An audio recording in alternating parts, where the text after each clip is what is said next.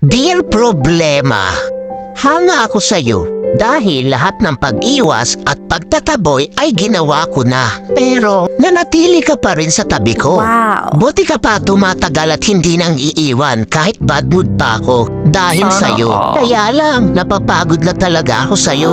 Pwede bang tantanan mo na ako? I-give up mo na ako, please. Mag-break na tayo, problema. Hindi na kita kayang tagalan. Kaya, iba na lang mahalin mo. Mababaliw na ako kaiisip sa'yo. Pwede, ikaw na lang mag-isip sa akin. Ikaw naman mamroblema sa akin. At nakakapagtaka ka rin problema, no?